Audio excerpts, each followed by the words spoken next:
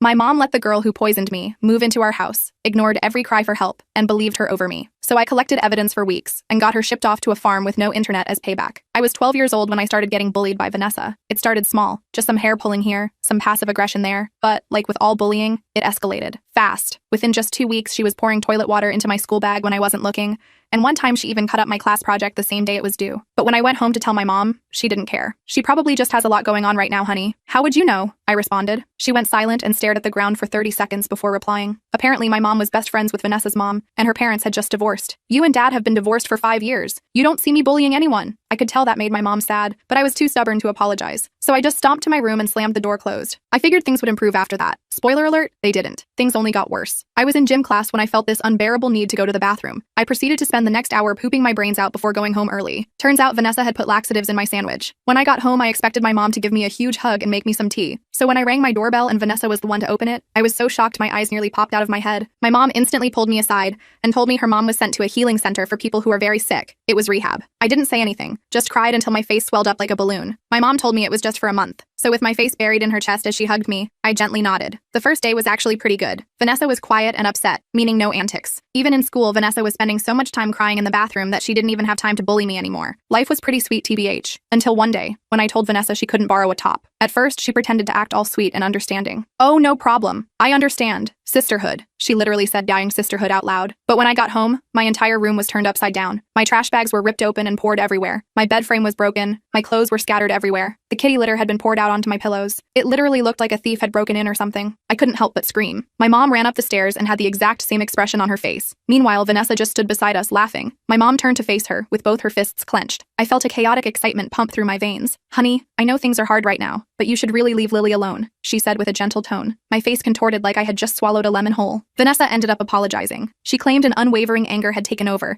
because of her mom being in rehab. I rolled my eyes as she recited the same sob story for the third time, but with no parental protection. I was pretty scared to say no to her after that, and she knew it too. Every day she'd wear my clothes, never bring them to the laundry room, and cut up my tops to make them look cropped. This caused a lot of resentment, so when she asked me to do her homework, I said no, because she was days behind, and I was extremely busy studying for the exams. Are you effing serious? My mom is the one in rehab right now. I sighed and tried to go back to whatever I was doing, but she kept going. You and your mom are so exhausting. If I was your dad, I would have abandoned you too. My mouth went completely dry. I turned to look at her with tunnel vision. My eyes narrowed. What? I asked, my voice dangerously calm. She stood there awkwardly for a few seconds, before resorting to throwing one of my textbooks at me. That's when I heard the footsteps. My mom sprinted up the stairs. Lily, I told you Vanessa is going through something. Be nice. And somehow, the entire thing was twisted to make Vanessa seem like an angel. Again, both of them teamed up on me saying I need to prioritize Vanessa's happiness and think of others. So I turned to face Vanessa and gave her a hug. A can't breathe, tight, I love you so much type of hug. And I could feel her face move into a grin. But she didn't realize I was smirking back. Because my mom may have been fooled, but I wasn't. And rehab or not, my life had become hell. And it was time for Vanessa to pay the price. My first move was gathering evidence. I snuck into the guest room while Vanessa was in the shower and found her phone. She didn't even have a password on it. I scrolled through her texts with her friends where she bragged about all the stuff she'd done to me. I took pictures of everything with my old iPod. Then I found something even better. She had a diary under her mattress where she wrote about how much she hated me and my mom, and how she was purposely trying to make my life miserable. I spent half the night copying the worst pages and putting them in a folder under my bed. I also set up my old baby monitor camera in my room, hidden on my bookshelf. If she tried to trash my room again, I'd have proof. This morning at breakfast, Vanessa was extra nice to my mom, helping with the dishes and everything. But when my mom went to take a shower, Vanessa leaned across the table and whispered, "I'm going to make you wish you were never born." I just smiled and ate my cereal. Little does she know, I'm already 3 steps ahead of her. I'm done being the victim in this story. My mom might not believe me yet, but she will. I have 26 more days until Vanessa's mom gets out of rehab,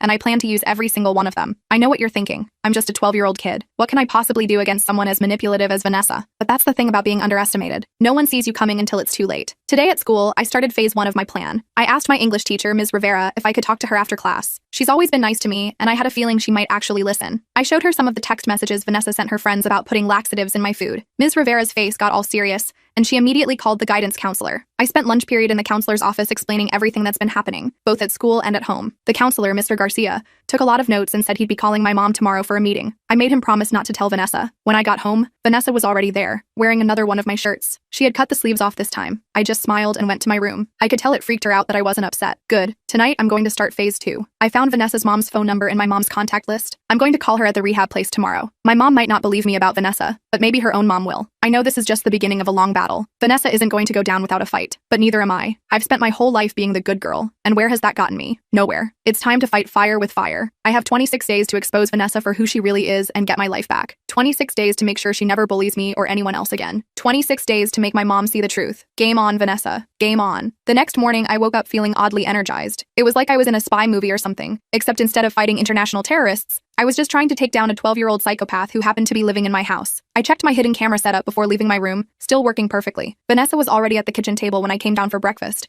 acting all sweet to my mom again. She'd made toast for everyone, probably poisoned mine, and was chatting about some TV show they both watched. I grabbed a granola bar from the pantry instead and stuffed it in my backpack. Not hungry, sweetie? My mom asked, looking concerned. I mumbled something about eating later and headed for the door. I didn't miss the little smirk Vanessa gave me behind my mom's back. Whatever, let her think she's winning. At school, I met up with Jessica by our lockers. Jessica's been my best friend since kindergarten, and she's the only person who knows the full extent of my plan. She was wearing this bright yellow sweater that made her look like a walking sunshine, which was kind of perfect because she's always been the optimistic one between us. Did you call the rehab place yet? She whispered as we walked to first period. I shook my head. Doing it this afternoon. I'm more worried about the meeting with Mr. Garcia and my mom. Just then, I spotted Vanessa down the hall with her friends. They were all huddled together, probably plotting something awful. When she saw me looking, she did this fake little wave and smile. I just stared back without reacting. Her smile faltered a bit, which felt like a tiny victory. First period was math, which normally I hate, but today I was too busy planning to care about fractions. Mr. Garcia had told me he scheduled a meeting with my mom for after school, and I was trying to figure out how to make sure Vanessa wasn't there for it. The last thing I needed was her twisting everything around again. During lunch, I sat with Jessica and our friend David. David's kind of a computer nerd, in a good way, and I was thinking he might be able to help me with some tech stuff for my plan. I was in the middle of explaining what I needed when I felt something cold and wet pouring down my back. I jumped up with a yelp. Vanessa was standing behind me with an oops expression, holding an empty juice bottle. Oh my gosh, I'm so sorry, she said in the fakest voice ever. I totally tripped. The back of my shirt was soaked with sticky apple juice. Some of it had even gotten in my hair. Everyone in the cafeteria was staring, and a few kids were laughing. I took a deep breath. Normally, I'd probably cry or run to the bathroom, but that was the old Lily. Instead, I just grabbed my napkin, dabbed at my shirt, and sat back down. It's fine, I said calmly. Accidents happen. The look of confusion on Vanessa's face was priceless. She'd clearly expected me to freak out. When I didn't, she just kind of stood there awkwardly before stomping back to her table. I turned to see David had recorded the whole thing on his phone. Evidence, he said with a grin, holding up his phone. After lunch, I snuck out to the bathroom and called Vanessa's mom from one of the stalls. My heart was pounding so hard I thought it might explode out of my chest. When someone finally answered, I almost hung up. Cedar Springs Recovery Center. How may I direct your call? A woman's voice said. I asked for Vanessa's mom, Mrs. Peterson. There was a long pause, and then the woman told me that patients couldn't receive calls except during certain hours, but she could take a message. I left my name and number, saying it was urgent about Vanessa. I wasn't sure if Mrs. Peterson would call back, but it was worth a try. By the time the final bell rang,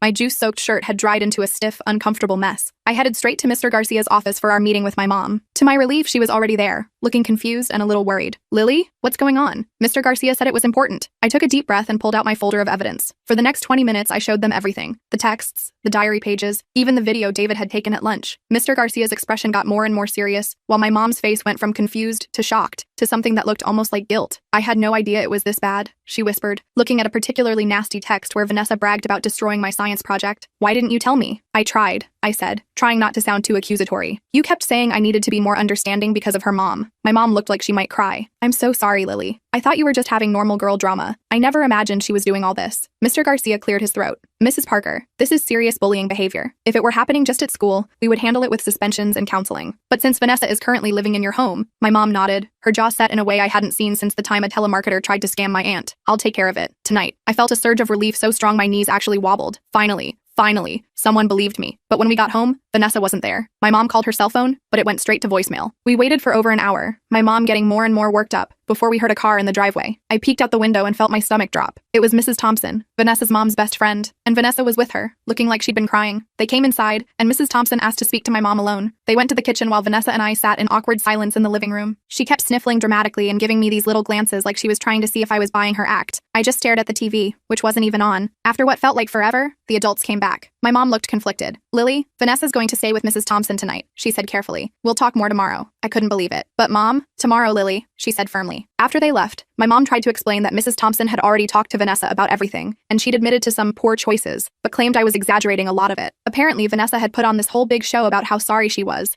and how she'd just been so upset about her mom. So you believe her again? I asked, my voice cracking. No, honey, I believe you, my mom said, pulling me into a hug. But Mrs. Thompson asked for one night to sort things out. Vanessa will be back tomorrow, and we're going to have a serious talk with both of you. I went to bed that night feeling uneasy. Sure, my mom believed me now, but Vanessa was slippery. She'd already started damage control with Mrs. Thompson. What else was she planning? The next day was Saturday, which meant no escape to school. I woke up late, around 10, and found my mom making pancakes downstairs. The doorbell rang just as I was pouring syrup on my stack. It was Mrs. Thompson again, with Vanessa hiding behind her. But something was different this time. Vanessa looked scared. Mrs. Thompson wasn't smiling either. Come in, my mom said, her voice neutral. We were just having breakfast. We all sat at the dining table in the world's most awkward pancake party. No one touched their food. Finally, Mrs. Thompson cleared her throat. I owe you both an apology, she said, looking at me and my mom. After I got home last night, I found some disturbing things on Vanessa's phone, things that confirm everything Lily has been saying. My heart did a little victory jump. Mrs. Thompson explained that she'd checked Vanessa's phone while she was in the shower and found not just the texts about me, but messages to her mom that had never been sent. Horrible things about how she was glad her mom was locked up so she could finally have some fun. Vanessa stared at her plate the whole time, her face red. When Mrs. Thompson finished, my mom turned to Vanessa. Is this true? She asked quietly. Vanessa didn't answer, just gave a tiny nod. I've spoken with her mother this morning, Mrs. Thompson continued. She's extremely upset. She wants Vanessa to come stay with me until she's out of rehab, but understands if that's not possible given everything that's happened. My mom looked at me, clearly asking what I wanted. For a second, I almost felt bad for Vanessa. Almost. She can stay here, I said finally, but there need to be rules. And that's how we ended up with the Vanessa rules. She had to stay out of my room completely. She had to ask permission before borrowing anything. She had to do extra chores to make up for the damage she'd caused. And most importantly, if she bullied me or anyone else even one more time, she'd be sent to stay with her grandmother in Michigan, who was apparently super strict and lived in the middle of nowhere. The next week was weird. Vanessa was like a different person. Quiet, polite, always doing what she was told. At school, she avoided me completely. When she saw me in the hallway, she'd turn and walk the other way. My friends thought it was hilarious, but I couldn't shake the feeling that she was just biding her time. I was right. It happened during week 2 of her stay. I was sitting at my desk working on a history project when I heard a weird noise coming from the bathroom we shared. I paused my music and listened. It sounded like sniffling. Was Vanessa crying? I hesitated outside the bathroom door. Part of me thought it might be a trap, but what if she was actually upset? I knocked softly. Vanessa, you okay? The door opened a crack, and her tear-stained face appeared. She looked awful, like she'd been crying for hours. My mom called, she whispered. She's not coming back. What do you mean? I asked, confused. Vanessa pushed the door open wider and showed me her phone. There was a text from her mom that said she'd decided to extend her stay at the rehab place and then visit her sister in California for a while. She's abandoning me, Vanessa said, her voice breaking, just like my dad did. For a moment, I actually felt sorry for her. I awkwardly patted her shoulder and told her it would be okay, that her mom probably just needed more time to get better. Vanessa nodded and thanked me for being nice, even after everything she'd done. I went back to my room feeling weirdly conflicted. Maybe Vanessa really was changing. Maybe she just needed someone to be kind to her. The next morning, I woke up feeling like death. My throat was on fire, my nose was completely stuffed, and my head felt like it was full of concrete. I had a raging fever too. When my mom came to check on me, she immediately called the doctor. Must be that flu that's going around, she said, bringing me some tea and medicine. Vanessa had a touch of it last week, but it wasn't this bad. I spent the next 3 days in bed, missing school and feeling like garbage. Vanessa was actually pretty nice, bringing me soup and even letting me borrow her iPad to watch Netflix since mine was broken. By the 4th day, I was starting to feel human again when I got a text from Jessica. Check Instagram now, it said, with about 50 exclamation points. I opened the app and nearly dropped my phone. Someone had made an account called Lily the Loser, with a profile picture of me sleeping with my mouth open, drooling. There were at least a dozen posts, all pictures of me from the last few days, looking awful with my red nose and messy hair, tissues scattered around my bed. The captions were even worse. Lily's natural state, disgusting. And this is why she has no friends except losers like Jessica. I felt sick, and not from the flu this time. There was only one person who could have taken those pictures, one person who'd been bringing me food and checking on me all week. I stormed out of my room, still in my pajamas, and found Vanessa in the kitchen with my mom. They were making cookies together like everything was normal. You posted pictures of me online? I yelled, shoving my phone in her face. Vanessa's eyes went wide. What? No, I would never do that. My mom took my phone and scrolled through the account, her face getting darker with each swipe. Vanessa, these were clearly taken inside our house, inside Lily's room. It wasn't me, Vanessa insisted, tears forming in her eyes. I swear, someone must have hacked my account or something. My mom looked skeptical. Let me see your phone. I can't find it, Vanessa stammered. I think I left it at school yesterday. I knew she was lying. I'd seen her on it that morning. But before I could say anything, the doorbell rang. My mom went to answer it, leaving us glaring at each other in the kitchen. You're pathetic, I hissed. I actually felt sorry for you yesterday. Vanessa's fake tears dried up instantly. You should see what I'm posting tomorrow, she whispered, a nasty smile spreading across her face. I got some really good ones when you were throwing up on Tuesday. I was about to lunge at her when I heard voices from the front door. One of them was definitely my mom, but the other was deeper. A man's voice that sounded vaguely familiar. We both turned as footsteps approached the kitchen. My mom appeared in the doorway looking flustered. And guess who was behind her? My dad. I hadn't seen him in almost 8 months. He lived in Ohio now with his new wife and their baby. He wasn't supposed to visit until summer. But here he was, standing awkwardly in our kitchen in his work clothes, like he'd come straight from the office. Dad? I managed, my voice croaky from both the flu and shock. Hey, kiddo, he said, giving me a little wave. Heard you were sick. I looked at my mom questioningly. She shook her head slightly, looking as confused as I felt. I got a call that you were in the hospital, my dad continued, frowning. Something about severe dehydration from the flu? But you're clearly not in the hospital. We all turned to look at Vanessa, who had gone very pale. I might have called him, she admitted in a small voice. I was worried about Lily. My dad ran his hand through his hair, a gesture I'd almost forgotten about. So, you're not critically ill? The call made it sound like you were on death's door, Lily. I had the flu, I said. I'm fine now. My mom turned to Vanessa, her voice deadly calm. You called Lily's father and told him she was hospitalized? Do you understand how serious that is? Vanessa shrugged, not meeting anyone's eyes. My dad looked between all of us, clearly sensing the tension. Maybe I should come back another time, he suggested. My mom shook her head. Actually, Joseph, could you stay for a bit? We need to talk about some things happening with the girls. The next hour was one of the weirdest of my life. We all sat in the living room while I explained everything Vanessa had done, from the laxatives to the Instagram account. My dad got more and more serious looking, occasionally glancing at my mom like they were having some silent parent conversation. When I finished, there was a long silence. Finally, my dad cleared his throat. I think, he said slowly, that this isn't a good living situation for either of you girls right now. My heart sank. Was I going to be sent away? It wasn't fair. I hadn't done anything wrong. I agree, my mom said, surprising me. Vanessa needs more supervision than I can provide while working full-time. Vanessa's head snapped up. What does that mean? My mom took a deep breath. It means I'm calling your grandmother tonight. You'll be going to stay with her until your mother is ready to come home. What? You can't do that! Vanessa shrieked, jumping to her feet. My mom left me with you. You can't just ship me off to Grandma's boring farm. I'm not shipping you off, my mom said calmly. I'm finding you a more appropriate place to stay while your mother recovers. A place with full-time adult supervision. Vanessa turned to my dad, her eyes suddenly wide and pleading. Mr. Parker, please, tell her she can't do this. My mom will be so upset. My dad looked uncomfortable but shook his head. This isn't my decision to make, Vanessa. But for what it's worth, I think Lisa's right. You need more support than she can give you right now. Vanessa's fake tears turned to rage in an instant. She stomped her foot and pointed at me. This is all your fault. You turned them against me. I hate you. She stormed off to the guest room and slammed the door so hard a picture fell off the wall. My parents exchanged a look. I'll make the call, my mom said quietly. The next few days were tense. Vanessa refused to come out of the guest room except for meals, where she sat in stony silence. Her grandmother was coming on Saturday to pick her up, and apparently, she was not happy about the situation. On Friday afternoon, I came home from school to find the house weirdly quiet. My mom was still at work, and Vanessa should have been home already. I called out, but no one answered. Figuring she was just giving me the silent treatment, I headed upstairs to my room. The moment I opened my door, I knew something was wrong. My closet door was open, and clothes were strewn everywhere. My desk had been ransacked, drawers pulled out, and papers scattered across the floor. But the worst part? My folder of evidence against Vanessa, the texts, the diary pages, everything, was gone. I frantically searched everywhere, but it had vanished. So had my iPod with all the photos. Even my hidden camera was missing from its spot on the bookshelf. I heard the front door open downstairs and ran to the top of the stairs. It was Vanessa, carrying a bulging garbage bag. Where is it? I demanded. What did you do with my stuff? She smiled sweetly up at me. What stuff? I have no idea what you're talking about. My folder, my evidence, my camera. I was practically screaming now. I know you took it. Vanessa shrugged, still smiling. Prove it. And that was the problem. Without my evidence, I couldn't prove anything. It would be my word against hers. Again. Your mom already called my grandma, Vanessa said, heading for the stairs. So I guess you won. But good luck ever making anyone believe you again. I watched her saunter up the stairs and into the guest room, the garbage bag slung over her shoulder. I had a sinking feeling I knew exactly what was in that bag,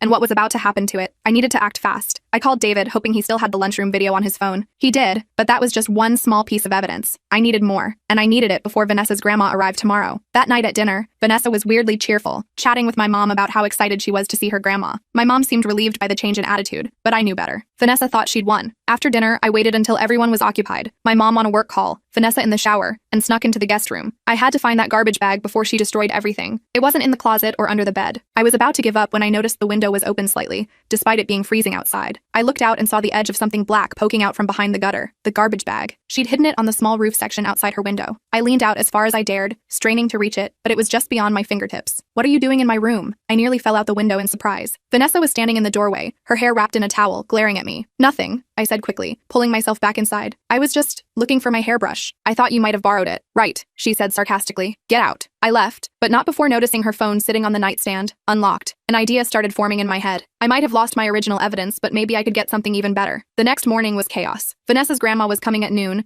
and there was a flurry of last-minute packing and preparations. I kept my head down, pretending to be busy with homework while watching Vanessa out of the corner of my eye. Around 11:30, my opportunity came. Vanessa went to take one last shower, and my mom was outside bringing in the garbage cans. I darted into the guest room and grabbed Vanessa's phone. My hands were shaking so badly I could barely type, but I managed to open her messages and start scrolling. There were dozens of texts to her friends about me, each one worse than the last. I forwarded as many as I could to my own number before I heard the shower turn off. I quickly put the phone back exactly where I'd found it and slipped out of the room. My own phone was buzzing nonstop as the messages came through. There were so many. Screenshots of the Instagram account she'd made about me, plans to put laxatives in my food, even a message where she bragged about trashing my room. 10 minutes later, a car pulled into our driveway. Vanessa's grandma had arrived. She was a stern-looking woman with silver hair pulled into a tight bun. She barely smiled as my mom greeted her at the door. Vanessa came downstairs with her suitcase, looking like she was going to a funeral. When she saw her grandma, she put on a big fake smile and ran to hug her. "Oh, Grandma, I've missed you so much," she gushed. Her grandma patted her back awkwardly. "Hello, Vanessa. Are you ready to go?" I stayed in the background, not wanting to make a scene, but as they were about to leave, I couldn't help myself. I stepped forward, phone in hand. "Mrs. Peterson?" I said, trying to keep my voice steady. "Before you go, there's something you should see." Vanessa's eyes widened in panic. "We need to go, Grandma. We'll miss our flight." "There's no rush," her grandma said, looking at me curiously. "What is it, dear?" I handed her my phone, open to the messages Vanessa had sent about me. "I thought you should know what Vanessa's been doing while she's been staying here." Mrs. Peterson took the phone and began scrolling, her expression growing darker by the second. Vanessa tried to snatch the phone away, but her grandma held it out of reach. "Vanessa Christine Peterson," she said in a voice that could have frozen lava. "What is the meaning of this?" Vanessa's face crumbled. "They're lying. They're all against me because my mom's in rehab. They're trying to make me look bad." Her grandma continued scrolling, shaking her head. "These are from your phone, Vanessa. To your friends." She looked up at my mom. "Mrs. Parker, I owe you an apology. It seems my granddaughter has been less than honest about her situation here." My mom nodded, putting her arm around my shoulders. "It's been a difficult time for everyone." Vanessa was crying now, real tears this time. "I'm sorry, okay? I didn't mean it. I was just upset about my mom." Her grandma handed my phone back to me with a grim smile. "Thank you for bringing this to my attention, Lily. Rest assured, Vanessa will have plenty of time to reflect on her actions at my house. There's no internet, and the nearest neighbor is 3 miles away." As they walked to the car, I heard Vanessa's grandma saying something about consequences and learning respect. Vanessa threw one last venomous look over her shoulder at me before getting into the car, and just like that, she was gone. My mom closed the front door and leaned against it with a huge sigh. "Well," she said finally, "that was intense." I nodded, suddenly feeling exhausted. "Yeah." She pulled me into a hug, squeezing me tightly. "I'm so sorry I didn't believe you sooner, Lily. I should have listened to you from the beginning." "It's okay," I said, and surprisingly, I meant it. It wasn't entirely okay yet, but it would be. That night, my dad came over again, this time planned. We ordered pizza and watched a movie together, just the 3 of us. It was almost like old times, except not really, but it was nice. As I was getting ready for bed, my phone buzzed with a text from a number I didn't recognize. "This isn't over, Lily Parker. Enjoy your victory while it lasts." I stared at it for a long moment before deleting it. Maybe Vanessa was right. Maybe this wasn't over. But I wasn't the same pushover I had been 3 weeks ago. If she wanted to continue this war when she eventually came back, she'd find I was ready. But for now, I had my room back, my life back, and most importantly, my mom back on my side. And after everything that had happened, that felt like enough of a win for me. I had no idea if I'd hear from Vanessa again after that text. Part of me hoped she'd stay at her grandma's farm forever,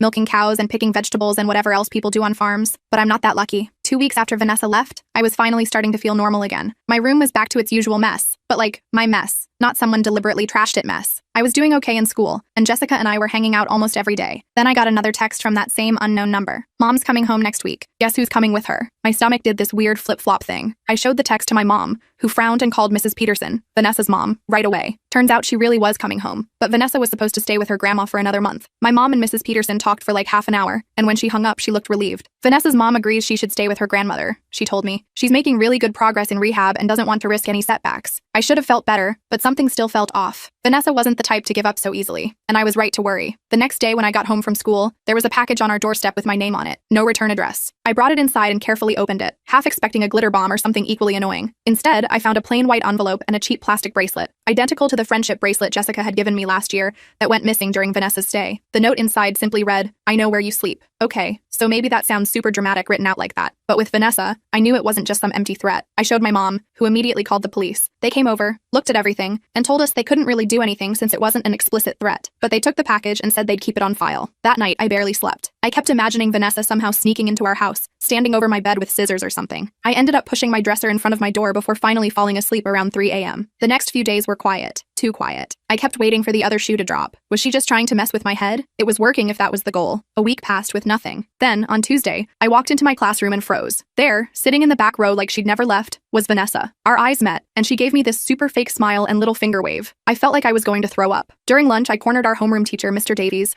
and asked him what was going on. Vanessa's mother requested she be allowed to finish out the school year here, he explained. Something about continuity in education. I understood she wouldn't be returning to your home, though. I nodded numbly and walked away. At least she wasn't living with us again. That was something. I managed to avoid her for most of the day, but as I was walking to my last class, she suddenly appeared beside me. "Miss me?" she asked, her voice sickly sweet. "Not even a little," I replied, walking faster. "That's not very nice," she said, keeping pace with me. "Especially after I brought you a present." I stopped walking. "What are you talking about?" She just smiled and continued down the hall. "You'll see." When I got home that afternoon, I checked every inch of my room, looking for whatever present she might have left. I found nothing, which somehow made it worse. Was she bluffing, or had I just not found it yet? I told my mom about seeing Vanessa at school. She looked worried but tried to reassure me. "She can't hurt you anymore, Lily. Everyone knows what she did now, and she's living with her mom, not us." But I couldn't shake the feeling that Vanessa wasn't done with me yet, and the next day at school proved me right. When I opened my locker before first period, dozens of small paper scraps fluttered out onto the floor. I bent down to pick one up and felt my blood run cold. It was a tiny piece of a photograph. My photograph. The one of me and my dad from last Christmas that I kept on my desk. Someone had cut it into confetti-sized pieces. I looked up and saw Vanessa watching from down the hall, that same smug smile on her face. I didn't give her the satisfaction of seeing me upset. I just calmly collected all the pieces I could find and put them in my backpack. But inside, I was freaking out. How had she gotten that photo? Had she been in our house again? Or had she taken it before she left? That afternoon, I went to Jessica's house instead of going straight home. I needed to figure out what to do. Vanessa clearly wasn't going to leave me alone. You need to go nuclear, Jessica said after I explained everything. Like, full-on mutually assured destruction. What does that even mean? I asked, flopping back on her bed. It means you need dirt on her that's so bad she'll be too scared to ever mess with you again, Jessica explained like it was obvious. I already tried that, I reminded her. I had tons of evidence and she still came back for more. Jessica tapped her chin thoughtfully. What if we set a trap?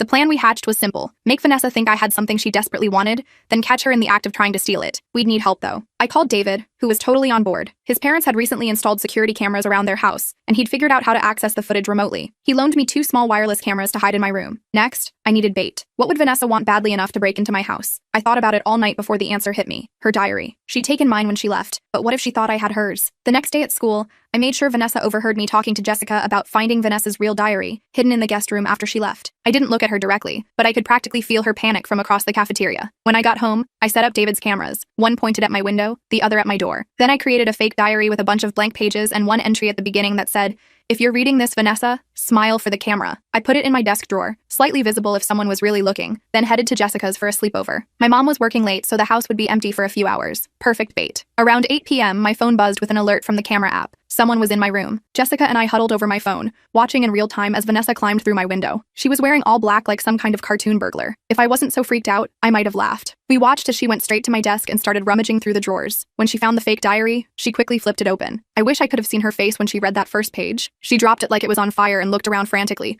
finally spotting one of the cameras. She bolted back to the window and disappeared. The whole thing took less than 2 minutes. "We got her!" Jessica squealed, high-fiving me. "Breaking and entering. That's like an actual crime." I immediately called my mom, who called the police. By the time I got home, 2 officers were taking statements in our living room. They watched the footage and confirmed it was definitely grounds for charges. "We'll need to speak with the girl and her mother," one of the officers said. "Given her age, this will likely be handled in juvenile court, but it's still very serious." I nodded, feeling weirdly calm. It wasn't about revenge anymore. I just wanted Vanessa to get the help she obviously needed and to leave me alone. The next day at school, Vanessa wasn't there. Or the day after that. By Friday, rumors were flying. Everything from she'd been arrested to she'd moved to Canada. The truth came out the following Monday when our principal made an announcement that Vanessa had withdrawn from school to focus on her health. Mrs. Peterson called my mom that evening to apologize. Apparently, Vanessa had been lying to her about everything, claiming she was staying with friends when she was actually sneaking out to mess with me. After the break-in incident, they decided Vanessa needed more intensive help than her mom could provide. She was being sent to a boarding school in Vermont that specialized in troubled teens. "So she's just gone?" I asked when my mom told me. Part of me couldn't believe it was really over. "For now," my mom said. "The court gave her the option of the boarding school or juvenile detention. She'll be there at least until the end of the school year." I should have felt 100% relieved,